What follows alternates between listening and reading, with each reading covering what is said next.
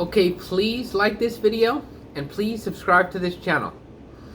Okay, so this comedy goes along with some of the others that I've done on bad dates and good dates and items of that nature. This is called Missed Opportunities and Prospective Lost Loves. So I'll give 3 or 4 stories. I'm going to use real names now because I haven't seen these people in I don't know how many years, and I would bet everything in my bank account that they're not watching these videos, so it's perfectly fine. So this is missed opportunities and lost loves, or things that happened that could have gone differently. Maybe I'd be married and had 5 kids by now, or maybe I'd be divorced. Who knows? The first missed opportunity and lost love was at the University of Miami in my first mathematics class. I'll tell you the story. I walked into the class and I sat right in dead center in the front, and this girl sat behind me and her name was Hillary. Now, that's part of the story, but it's not the whole story. Now, as I was really scared. This is my first semester in, Sleepaway College, University of Miami, very far from Brooklyn, New York. And I gotta tell you something. The door opened, and it was like a beam of light. And this drop-dead, gorgeous woman walked in. I still remember what she was wearing, from all those years ago. Things like this you don't forget. She was wearing like a pink, like a pink skirt or a pink cover-up. And she had these sunglasses on. She had brown hair. She had a, pretty face, and she was, very attractive. And of course, I didn't know her name when I saw her initially. And she sat at the very last row, at the 4th seat of the last row. I gotta tell you something. She was a total knockout. And I was so afraid to talk to her. It was unbelievable. Her name was Jill, actually.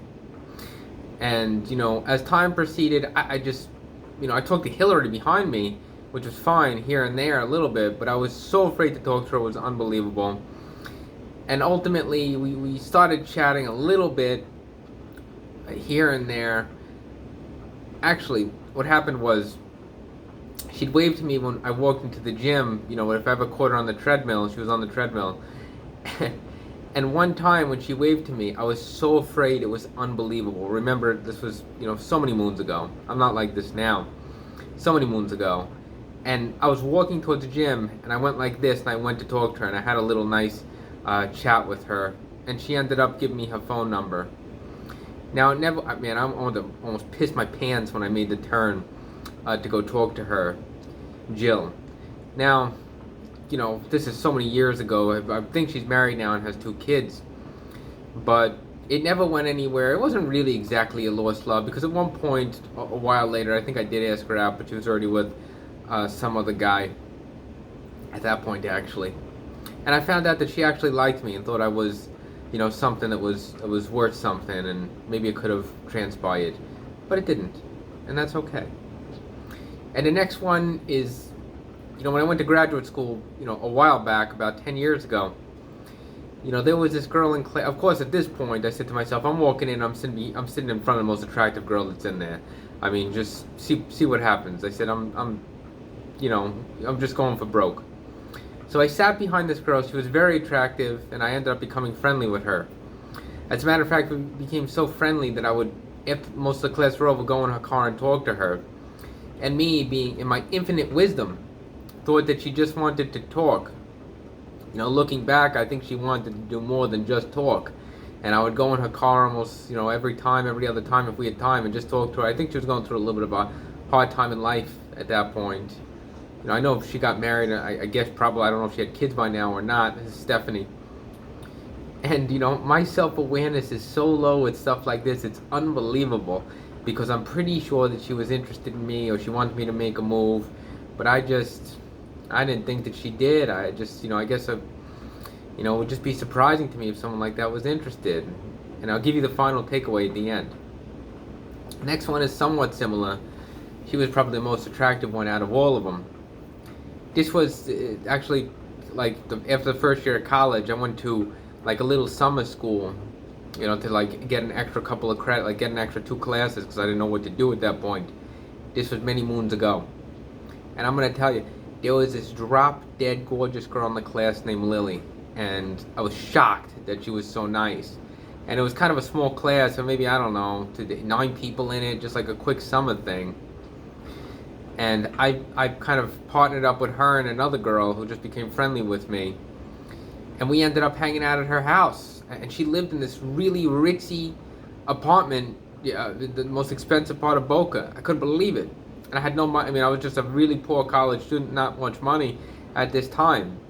And she would invite me over to her house with this other girl, but to, study the science class.